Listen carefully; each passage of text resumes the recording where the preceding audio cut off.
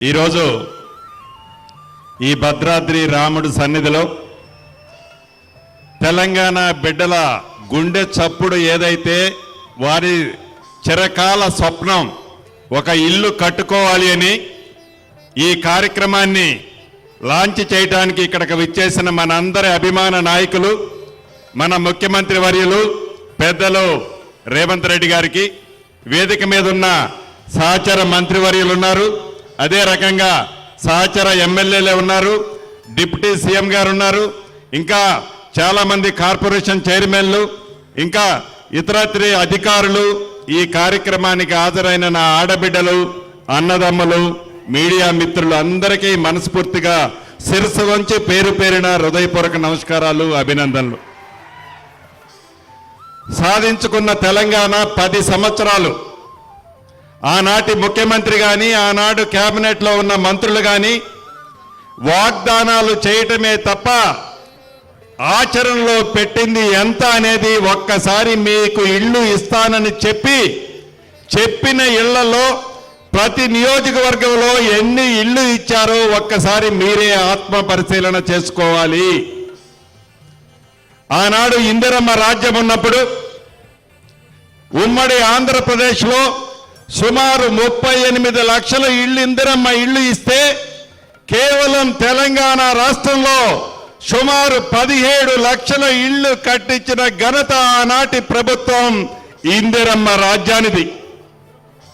తెలంగాణ కావాలి అని పోరాటం చేసిన ఫలితంగా శ్రీమతి సోనియా గాంధీ గారు కాంగ్రెస్ పార్టీ తెలంగాణ రాష్ట్రాన్ని ఇచ్చిన తర్వాత వచ్చిన తెలంగాణ రాష్ట్రంలో 10 సంవత్సరాలు కాలయాపన చేసి డబుల్ బెడ్రూమ్ అనే ఒక బొమ్మను చూపించి కేవలం బొమ్మ వరకే పరిమితం చేసిన ఆనాటి ముఖ్యమంత్రి గారు ధనిక తెలంగాణ రాష్ట్రాన్ని 7 లక్షల కోట్లు అప్పులు చేసి ఆ అప్పుల భారాన్ని మనమెత్తిన ఈనాడు పెట్టిన ఆ ప్రబుద్ధుడు చిట్ట చివరికి ఆ రాముల వారికి ఇస్తున్న 100 కోట్లు కూడా ఇవ్వలేని గొప్ప చరిత్రున్న మాజీ ముఖ్యమంత్రి కల్వకుంట్ల చంద్రశేఖరరావు గారని మీకు చెప్పక తప్పదు.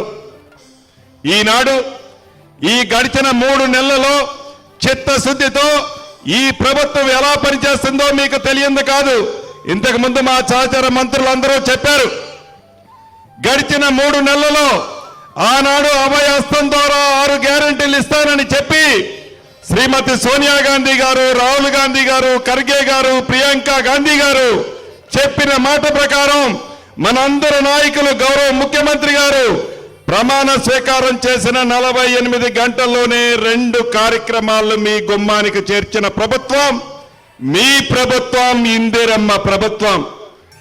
అంతేకాదు మళ్ళీ గడిచిన 27వ తారీఖు నాడు మళ్ళీ 2 కార్యక్రమాలని ఆడబిడ్డలకు 500 రూపాయలకే గ్యాస్ మద్దు, 200 కరెంట్లు యూనిట్లు ఉచితంగా ఇచ్చిన ప్రభుత్వం మీ ప్రభుత్వం, ఇందిరమ్మ ప్రభుత్వం. గడిచి 3 నెలలు కూడా పూర్తి కాలే మళ్ళీ ఈ రోజు 5వ అంశం 5వ గ్యారంటీని మీకు మాటలతో కాకుండా చేతలతో ఇస్తున్న ప్రభుత్వం మీరు మనస్ఫూర్తిగా దీవించిన మీ ఇందిరమ్మ ప్రభుత్వం అని మనస్ఫూర్తిగా ఈ వేదిక ద్వారా చెప్తున్నాను.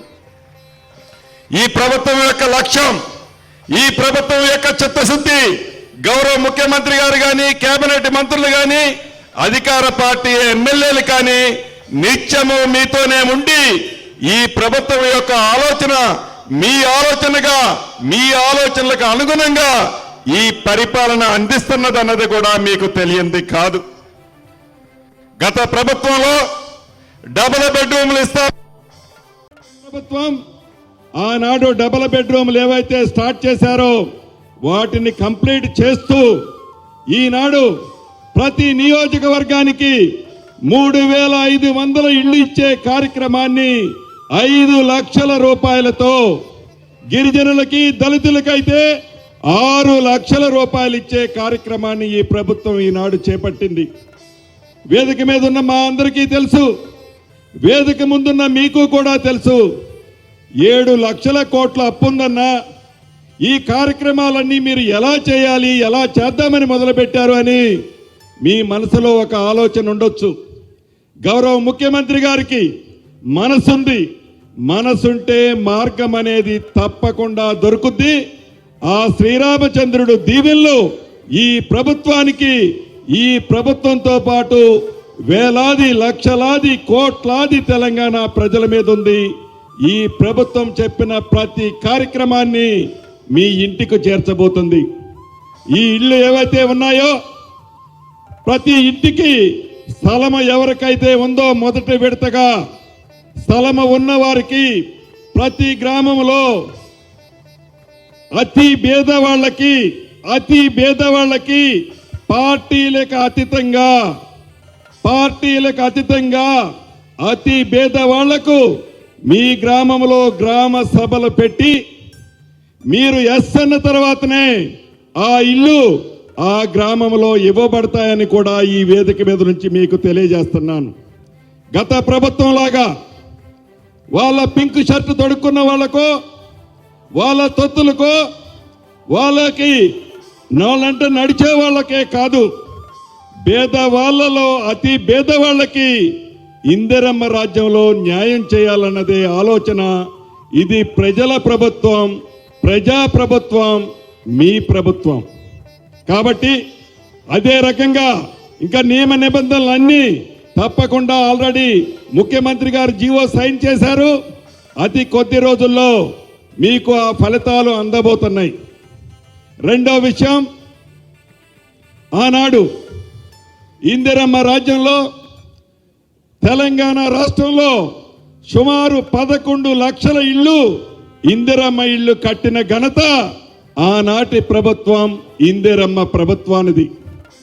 ఇళ్ళైతే కట్టిన తర్వాత గడిచిన 10 సంవత్సరాలలో ఆ కట్టిన ఇళ్లకు సంబంధించిన సర్టిఫికెట్లు ఎవరైతే ఇల్లు కట్టుకున్నారో ఆ ఇందిరమ్మ ఇల్లు కట్టుకున్న వారి సర్టిఫికెట్లు గడిచిన 10 సంవత్సరాలలో అవి మీకు ఇవ్వాలని ఇంగిత జ్ఞానం కూడా ఆ ప్రభుత్వానికి లేదు.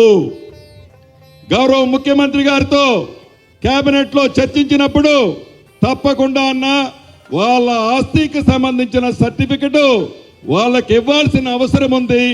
తప్పకుండా ఇందాక చెప్పాను, ప్రజలని మోసం చేసినట్లు చెట్టుచేరుకు రాముల వారిని కూడా మోసం చేశాడు అని.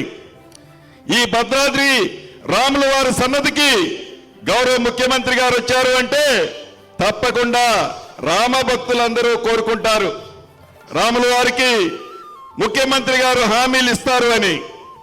ఈ ముఖ్యమంత్రి గారి మనస్తత్వం, ఈ ప్రభుత్వం యొక్క ఆలోచన, ఈ ప్రభుత్వంలో ఉన్న కేబినెట్ మంత్రుల ఆలోచన మీకు తెలియంది కాదు. సాధ్యమయ్యే ప్రమాణాలే, సాధ్యమయ్యేవే మీకు హామీలు ఇస్తాం. ఈ ముఖ్యమంత్రి గారు హెలీప్యాడ్ నుంచి దేవుని దగ్గరికి వచ్చేటప్పుడు కారులో చెప్పారు, తప్పకుండా అన్న మీరు ఏదైతే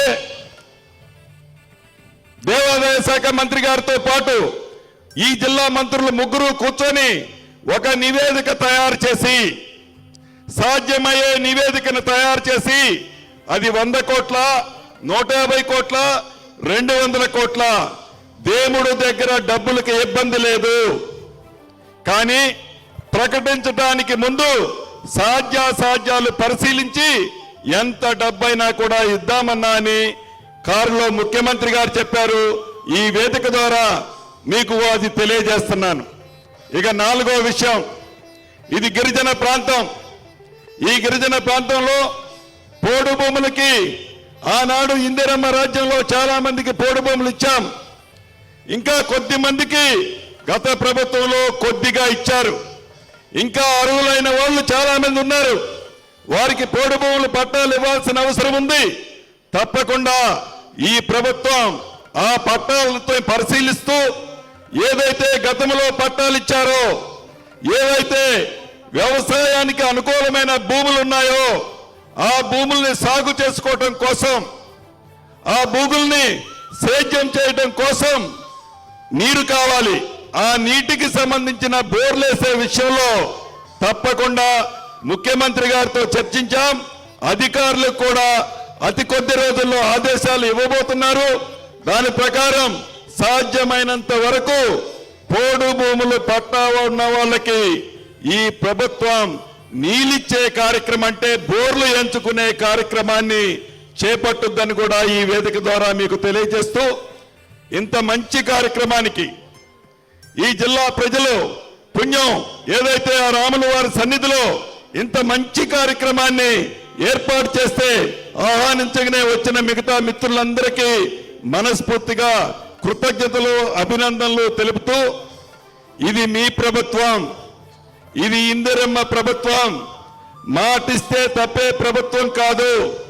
మొన్న మీ దీవెనలతో మీ ప్రభుత్వాన్ని, ప్రజల ప్రభుత్వాన్ని తెచ్చుకున్నారు. రాబోయే రోజుల్లో కూడా మీ దీవెనలు ఎలానే ఉండాలి అని, ఉంటాయి అని మనస్ఫూర్తిగా చేతులు జోడించి మీ అందరినీ అభ్యర్థిస్తూ సెలవు తీసుకుంటున్నానన్నా. Thank you very much.